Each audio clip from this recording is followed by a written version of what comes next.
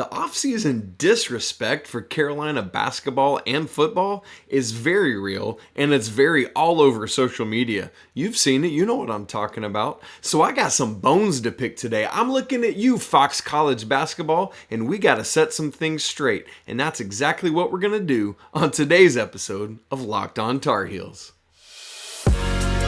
You are Locked On Tar Heels, your daily podcast on the UNC Tar Heels, part of the Locked On Podcast Network, your team every day. Hey there, it's Thursday, May 12th, 2022.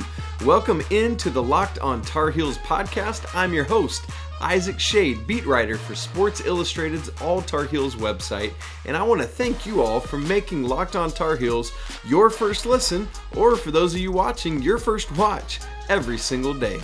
Please remember that we are free and available anywhere you get podcasts, so please subscribe, like, comment, do all that stuff right now. Make it happen. First things first, I got an update from yesterday. We got something wrong, and I need to tell you how to get it right. So when Coach K and I were talking about Simeon Wilcher's social media handles, we got his Twitter handle right. It's just his name, Simeon Wilcher, but we actually got his Instagram wrong, and so I want to update that and tell you the right one. It is, bear with me, it's like Simeon, but the I is a 1, so S1 MEON 2, just the numeral 2, X underscore. Simeon with an I, 2X, or with an I. Simeon with a 1, 2X underscore. Go give him a follow. And you know what? Shout out to our man, Carl Sumopong on YouTube for catching that. Good looking out, brother. Thank you so much. Thank you, Carl. Well, folks, today's show, our title sponsor is BetOnline. And so the show is brought to you by our friends over there at BetOnline. And they've got you covered this season with more props, odds, and lines than ever before. BetOnline, where the game starts. And you know what? I need to apologize again because BetOnline, you're in my crosshairs today too with some of your college football early season conference standings. And so we're going to come for you. But as I said, the first offender, the chief offender, is college basketball on Fox. That is the Twitter handle, CBB on Fox. And we got some stuff we're going to have to work out. Also, as I'm looking at the video, I just realized I'm wearing my high school colors today. We got some navy blue going, a little yellow. Eagles Landing High School on the south side of Atlanta, Stockbridge, Georgia, McDonough, Georgia. That's where I'm from. I doubt there's anybody watching right now from that part of the world, but if you are, go Golden Eagles. What is up? Okay, so let's get to it with Fox. Let's get all this straight, and then my conscience will be clear. Hopefully I'll be feeling better. So, college basketball on Fox put out today their title odds for the 2022-23 basketball season. And just as it should be, North Carolina is right. No, they are not right at the top. I'm sorry. You know who is at the top? I'll give you one guess. The Duke Blue Devils. That's right.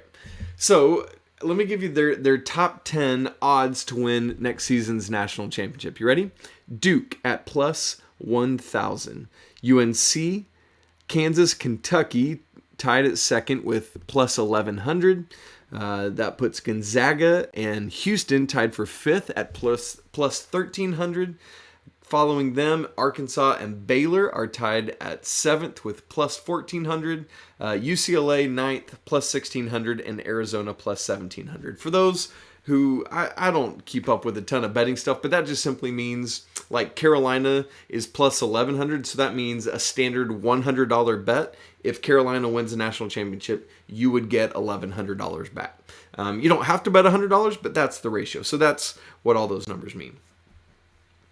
Okay. This is insane and this is ridiculous. There is absolutely no way that you can defend putting Duke at the top of this list. Like, seriously, we're just going to let them win the offseason again and give them all their trophies? Well, yeah, because that's the only trophies they're getting.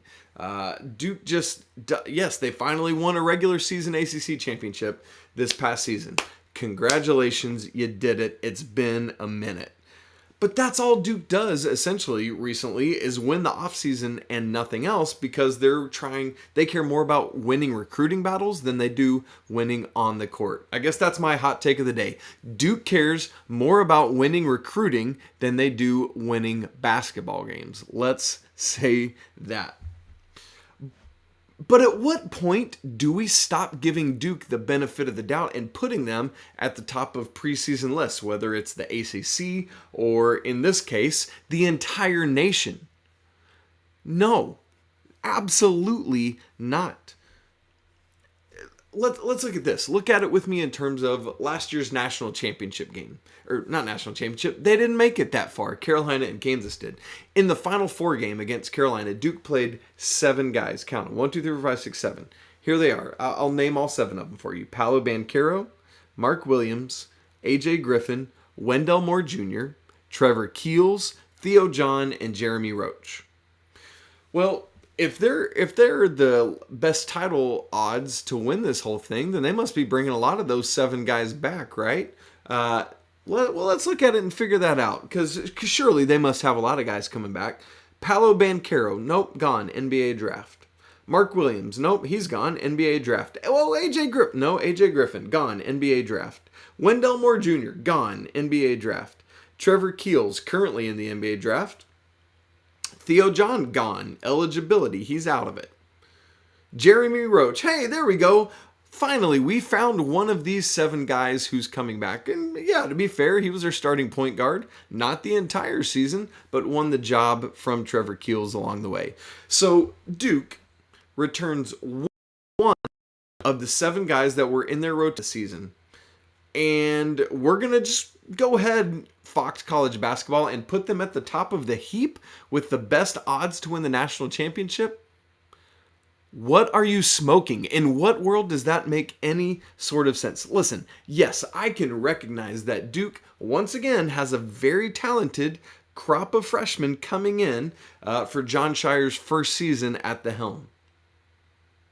But at what point do we realize, college basketball Illuminati, that young talent doesn't win championships? You have to have experienced talent. Talent alone is not enough. You need experience and you need talent. You need experienced talent. Does Duke have that? Absolutely not. Outside of Jeremy Roach. Man, if only North Carolina could get back some experienced talent next year, maybe they could leapfrog Duke in these standings. Oh well, I wish somebody was coming back for the Tar Heels. But, oh wait, they are. They're bringing 4 starters back from a team that beat Duke 2 out of the 3 times they played last year. But no, that's fine. Let's just go ahead and put Duke at the top of these rankings with Carolina and, who was it? Carolina, Kansas, and Kentucky all right behind them. Is Duke going to win a bunch of games? Absolutely, because they do have all this talent.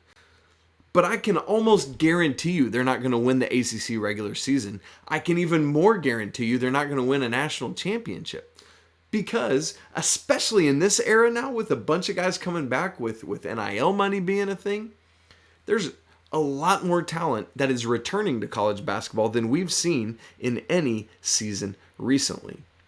So, yeah, Carolina's bringing back 4 of their 5 starters from a team that beat Duke. Again, 2 out of 3 games. Not to mention the rising up of guys like Dontrez Styles, DeMarco Dunn, Puff Johnson, Justin McCoy, all these guys that are going to have even more experience. Not to mention the 4 talented freshmen coming in. I mean, it's just... But sure, let's put Duke at the top of the heap. Now, could Duke theoretically bring back some of these guys that have declared for the draft? Absolutely. Once they go through the combine, I mean, you've got till June 1st. Right now, it's only May 13th. So you've got about 17 days to pull out and come back. But these odds are not based on guys coming back. These odds with Duke at the top are based on what we're seeing right now with one of those 7 main rotation guys coming back. I just don't understand it, and I can't comprehend how you, in good conscience, could make this decision. Duke will absolutely be good. Yes, there's no denying that, but they should not be on the top of any list. And hear my heart, I'm not even saying that it has to be Carolina. Carolina doesn't have to be at the top of this list. I could live with Kentucky, for example. They're returning the National Player of the Year and some other talent, bringing more talent in. So sure, put Kentucky above Carolina. I don't care. I'm just saying it shouldn't be Duke. And I don't even care, again, if Carolina's at the top of the heap, but Carolina should certainly be ahead of wherever it is that Duke is on this list because they're going to be a better team. Might Duke be more talented? Perhaps so. That remains to be seen. But the Tar Heels are going to be better than Duke.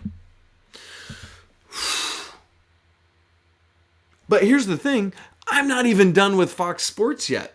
With Fox College Basketball. We're just talking about the teams. We haven't even gotten into the whole coaching aspect of this, not to mention another social media thing that Fox College Basketball did with the coaches. And so we're going to talk about that. I promise we're going to get to it. I want to talk about that too. But first, let me tell you a little bit about our friends at BetOnline. BetOnline.net is your number one source for all your betting needs and sports info. Find all the latest sports developments, league reviews, and news, including this year's NBA playoffs and the start of the MLB season. They've even already published their odds for the 2023 Final Four, and thank goodness for you, BetOnline. They put Kentucky at the top of this heat with 8-1 odds, with the Tar Heels and Arkansas right behind at 10-1 odds. So, okay, at least somebody is sensible in this world. Thank you, BetOnline. That's why you're one of our wonderful sponsors on this show. BetOnline is your continued source for all your sports wagering information, from live betting to playoffs, esports, and more. So, head to the website today or use your mobile device to learn more about all the trends in action. BetOnline, where the game starts. Again, please remember that here on Locked On Tar Heels, we are your team every single day. I personally, you might know of another daily North Carolina show out there, and if so, I'd love to hear about it because I haven't found one. To my knowledge, we're the only show doing it, and that's why I love what we get to do on a daily basis. And so, very seriously though, if you know of another Carolina daily show, please let me know in the comments or on Twitter. You can DM me, whatever it is, so that we can find out more about that. For those of you watching on YouTube, would you make sure, by the way, do comment. Talk about where you think Carolina or Duke should be in these rankings and who you think should be at the top of it. Make sure you also like while you are listening. Now, let's get back to railing against Fox on college basketball. You remember last offseason? Hubert Davis is coming into his first year, right? And there's a lot of skepticism, we'll say. A lot of uncertainty, a lot of unknown. What will Hubert Davis do? We don't really know because he's never been a head college basketball coach at the varsity level. Yeah, he had coached Carolina's JV team and done some other things, but he was stepping into it. Here's what I want to know, Fox College Basketball and others. Why on earth isn't Duke and their brand new head coach, Jon Scheyer, being treated with that same scrutiny as Coach Davis? Why isn't Jon Scheyer being met with the same uncertainty this summer as Coach Davis was last summer? So not only has Duke lost all this talent, but they have a first-year unproven head coach with less head coaching experience than Coach Davis had last summer. So why is Coach Scheyer getting the benefit of the doubt? Hubert Davis sure didn't. Hubert had more life experience. Not to mention that coaching experience. He's older. He's been an analyst at ESPN for many years. He's been an assistant coach for longer than Jon Scheyer has. No, I was going to say maybe he's even been an assistant coach longer than Jon Scheyer's been out of school, but that's not true. Like, it just doesn't add up. How can you lose that talent, have this first-year unproven head coach, and put Duke with the best title odds? None of this makes sense. I'm just going to keep hammering this home. If you recall last offseason, everybody's making lists of like who's going to be the best first-year head coach at any school. And there's lots of options, lots of people that are getting talked about. Hubert Davis was either nowhere to be found or really low on those lists. I saw there was a thing CBS put out, and they do like an anonymous coaches survey, and the question was, who's going to be more successful 5 years down the road from now? Jon Scheyer at Duke or Hubert Davis at North Carolina? Now, we've still got 4 years to go in that, but the early returns are in, and Hubert Davis made the national championship game in his first season. So, your turn, Jon Scheyer. Go ahead and live up to those expectations. No. Newsflash. Spoiler alert. It ain't happening. Duke's not making it as far as Carolina did last year. Come on. Now, let's continue with talking about Fox, because not only did they roll out this title odds for 2023, the day before, they had rolled out a question. They said, who is your 2022 Coach of the Year as you look back at this past season? And they had 4 options on that list. And certainly Hubert Davis was one of them, right? You look at everything he did, the way he brought... I'm sorry. No, he wasn't on that list. Here's who was on that list. Mark Adams, Texas Tech, first-year coach. Tommy Lloyd, Arizona, first-year coach. Bill Self, Kansas, won the national championship, brought a great team together. Love that. Sure, let's get him on the list. Ed Cooley, Providence. Providence had a great year. They had a great run. So I know that Coach of the Year is an arbitrary thing. Like, what are we voting on? Is it what you did versus the expectations? Is it Bill Self, you won the national championship, so you're Coach of the Year? What is it that we're going with? Well, I don't know what your metrics are, but if I'm looking at a coach who in his first season brought together a group of guys that only some of whom were his recruits, and worked with them to help figure out, tinkering through the course of the season till he found the magic touch, and then they rode that all the way to the national championship game and were 20 minutes away from winning that thing. But sure, we've got some other first-year coaches on this list who had great seasons. Texas Tech, Mark Adams, what a phenomenal job he did. I've got a lot of in-laws who graduated from Texas Tech, and so I want to be very careful what I say, because they love Texas Tech, and I love Texas Tech. I think it's a great school. But Mark Adams couldn't beat Duke in the NCAA tournament. Hubert Davis sure did. And I'm not saying that's the end-all be-all, but if it comes down to nitty-gritty and one team beat Duke and the other didn't, or how about Tommy Lloyd in Arizona? They had a great year in the Pac-12.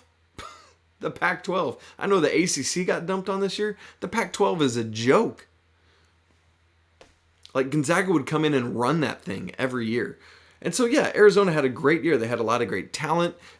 Came out of a season where they hadn't played as well.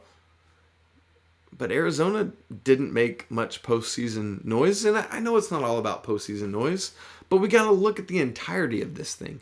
And Ed Cooley in Providence, like, sure, they had a great season in the Big East, but cool. Like, I just, how is Hubert Davis not on this list, Fox College Basketball? You have Duke ahead of Carolina on your 2023 title odds, and you don't have Hubert Davis on your list of who was the best. Like, Hubert Davis doesn't have to win the award. It's the same thing. Like, I don't say Carolina has to be on the top of that list. They just should be above Duke. And I'm not saying Hubert Davis has to be voted as your Coach of the Year, but he's not one of your top 4 candidates? Come on, man. That's ridiculous. Oh, goodness gracious. Okay, we got to get off of this basketball stuff. I've been haranguing on this too long, and I want to move on to why I'm mad about football now. So, it's not just the basketball team that's getting dumped on this offseason or not respected. It's also Coach Mack Brown and the football team. They're not getting love too. At least this time it's not from Fox. But it's from our dear friends at BetOnline. And so we're going to talk about that in just a second here. But here's a couple ad locators first. Okay, so earlier this week, BetOnline put out their conference odds to win conferences for the upcoming 2022 season. All 5 of the major conferences. Before we get to the ACC, I'll just give you the teams that are at the top of the other 4. Big Ten, I'll give you 5 seconds to guess who it is, and then I'm going to say it. 1, 2, 3, 4, 5. It's Ohio State. Ohio State is predicted by BetOnline to win the Big Ten at 1-2 odds. For those who don't, again, keep track of betting things, that means if it's 1-2, if you bet $2, it yields $1. So that's not a good bet because you don't make much money back. Big 12. I'm going to give you 5 seconds and then I'll tell you this one. 1, 2, 3, 4, 5. Oklahoma Sooners at 7-4 odds. Pac-12. Here we go. 1, 2, 3. They just stole Oklahoma's coach. USC 2-1 odds. And then SEC, I'm not even going to give you time to stop and guess. It's Alabama. Woo! Who knew that was coming? At 1-1 odds. So you bet $1, you get $1. There you go.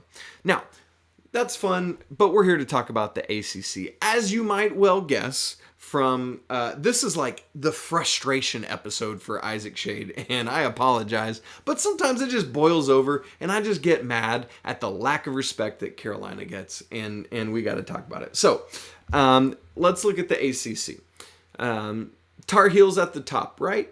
No, absolutely not. It's Clemson. Clemson is picked as the title favorites for the ACC because that's what we do every year. Remember Clemson last year? No, not so much. Okay, well, Carolina's not first. They got to be second, right? Oh, try again. I'm so sorry. That's Miami coming in at second. I guess John Ruiz is throwing around all that NIL money. That's why we're picking them second in the conference. Okay, finally, Carolina's picked third by BetOnline. Oh, no, sir. That would be your dominant Pittsburgh Panthers coming in at third on these ACC title prediction numbers. Okay, well, then the Tar Heels must be fourth, right? Incorrect. That would be the team from Raleigh, NC State. Yeah. And then, finally, at fifth place in these preseason ranking predictions, the Tar Heels come in at fifth in the ACC, behind again Clemson, Miami, Pitt, and NC State. Now, I guess the good news is you can get Carolina at 11-1 odds, meaning for every dollar you bet, you get 11 back if Carolina wins the ACC. So that's some good money. Now, Of these 3 disrespects we've been talking about today, Duke over Carolina for the national championship, Coach Davis not getting the love he deserves and being unfairly critiqued while Jon Scheyer apparently gets a pass, this is the one of the 3 that I don't know if I can say I can get behind it, but it's the one I can most understand. Think about what Carolina is bringing to the table this year. Not Sam Howell. So that's a thing. You've got 2 very capable quarterbacks, but the nation doesn't really know about them yet in the way they knew about Sam Howell. You've got a brand new offensive line coach. You've got a brand new defensive coordinator bringing in a brand new scheme. And so as the nation looks in and looks on to Chapel Hill, there's a lot of unknown, a lot of uncertainty, other than Mack Brown's the head coach. So that's pretty helpful. I don't know. But aside from the unknowns, you've also got the last year of it all, right? Carolina has these huge expectations coming into the fall 2021 season and didn't live up to those. We've talked before about all the intangibles and reasons why, and so we don't need to rehash that right here and right now. But when people look back, they see, oh, this team underperforms. And so they're going to do that again. So let's put them at 5th in the conference. Sure, that makes sense. We'll do that. But keep in mind the trajectory that Carolina had just a year ago. They overachieve in Mack Brown's second year in the 2020 season, make it to the Orange Bowl, and have this great season. And then obviously they lose a lot of players, a lot of NFL talent, and then you get back to this year. A lot of injuries on the O-line, and in other places, Bo Corrales isn't around to help offset Josh Downs, and Ty Chandler is great, but you don't have the two-headed backfield with Javonte and with Mike Carter. And then the defense is just, there's a reason there's a new defensive coordinator. And so all of that, the unknowns and the last year of it all, I can understand the national disrespect for the Tar Heels and giving them the 5th best odds to win the ACC. But 5th place? Like, I can understand not being 1, maybe even 2, but 5th? Come on. No. Like, I don't know how else to say it more clearly than that. The Tar Heels are better than the 5th best team in this conference. But go ahead, sleep on them again. Because you know what Mack Brown's been doing? He's been bringing in competition at every single drill at practice. The Tar Heels are bringing in a new defensive scheme with Gene Chizik that is just going to go knock the crap out of people. Not to mention some of these, the transfers coming in recently, like Legend Cavazos. You pair him up with Storm Duck on the outside, and you got Tony Grimes, all these guys coming in. Ridiculous. Let's make all that happen. So sure, go ahead and sleep on Carolina. Let them sneak up on you. That's where Mack Brown and his team probably want to be this year, because he talked about, Coach Brown, all the, they got a little fat and happy last year coming in. And so now they are coming and they are hungry. They're behind NC State on this list. Remember that NC State game? Thanksgiving weekend? Payback for that. Remember that Pitt game last year? So close, so close. Pitt's 3rd on this list. Carolina has some things they can do, but they do. Here's the thing. Let's not be foolish. They got to go out and prove it now. They got to go show, like, hey, yeah, there's a bunch of unknowns, but we're gonna surprise you a little bit. I'm curious to see what's going to happen. But this is not the 5th best team in the conference. They are better than that, and they're going to have to prove it, and they will. I fully and firmly believe that. Okay, you guys, I am so sorry. I feel like I've just dumped my angry truck on you today. But things get me roiled up. I'm a very laid-back, even keel guy. But come on, enough is enough. Let's start nationally respecting the University of North Carolina Tar Heels for the ballers that they are on the basketball court and on the football court and everywhere else. Thank you. This has been the Isaac Schade Speaks Truth Power Hour with your good friend, Uncle Nathan Isaac Schade, coming at you on today's episode of Locked On Tar Heels, which, by the way, is now coming to an end. We are at the conclusion, the finality of today's episode of the show. As always, please go and subscribe wherever you get podcasts. For those of you watching on YouTube, hit that subscribe button. Go ahead and like and comment. Would love to hear some of your thoughts about all my frustrations today. Talk me off my ledge. Why should I feel better about these than I do? I need some help, clearly. And so that would be helpful. Also, go subscribe wherever you listen to your podcasts. It's free and available everywhere. You can, as always, follow the show on Twitter at Locked On Heels, and you can follow me on Twitter at Isaac Schade, spelled ISAACSCHADE. Thanks so much for making this your first listen today. Coming up on tomorrow's show, our guy John Garcia Jr. joins us. We're going to talk about Carolina's new defensive scheme and a little more about Legend Cavazos. John had an interview with him this week, and so we're going to unpack that a little bit as well. And now, let me encourage you before we sign off to make Locked On ACC your second listen. Get all your daily ACC news in less than 30 minutes, free and available anywhere you get podcasts. Well, thank you, as always, for spending part of your Thursday talking Carolina sports with me, and I want to remind you that it's always a great day to be a Tar Heel, even when the rest of the world can't see it and doesn't want to hear it. Until tomorrow, peace!